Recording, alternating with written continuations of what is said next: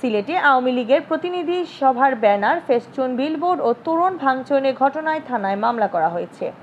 মঙ্গলবার দিবাগত রাতে মহানগর আওয়ামী লীগের কার্যনির্বাহী সদস্য জাহিদ সারোয়ার বাদী হয়ে কোতোয়ালি থানায় এই মামলা দায়ের করেন। মামলা বিএনপি ও অঙ্গ সংগঠনের 250 নেতাকর্মীকে আসামি করা হয়। রবিবার রাতে ভাঙচুরের ঘটনার পর পুলিশ 4 জনকে আটক করে। মহানগর আওয়ামী লীগের সাধারণ সম্পাদক জাকির হোসেন মামলা দায়েরের সততা নিশ্চিত করে বলেন, যারা ভাঙচুর করেছেন সিসিটিভি ফুটেজ দেখে শনাক্ত করে তাদের বিরুদ্ধে আইনগত ব্যবস্থা নেওয়ার দাবি জানাচ্ছে। রবিবার রাত 8:15টার দিকে সিলেট জেলা বিএনপির সাবেক স্বাস্থ্য বিষয়ক সম্পাদক আফম কামাল সিলেট বিমানবন্দর এলাকা থেকে আম্বরখানা বড়বাজার সড়ক দিয়ে যাচ্ছিলেন। গোয়াইপাড়ার সামনে আসার পর মোটরসাইকেলে এসে কয়েকজন যুবক তার গতি রোধ করে এলোপাতাড়ি ছুরিকাঘাত করে পালিয়ে যায়।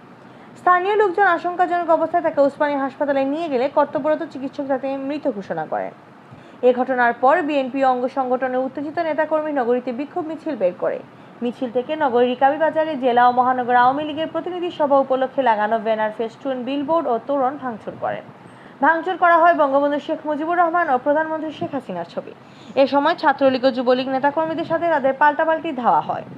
এ ঘটনার পর পুলিশ ছাত্রদলের 4 নেতাকর্মীকে আটক করে। আটককৃতরা হলেন ইশতিয়াক আহমদ রাজু, বদরুল ইসলাম নজরুল, মিলাদ আহমদ ও রাজীব আহমদ। মঙ্গলবার 54 ধারায় গ্রেফতার দেখিয়ে তাদেরকে আদালতের মাধ্যমে কারাগারে প্রেরণ করা হয়।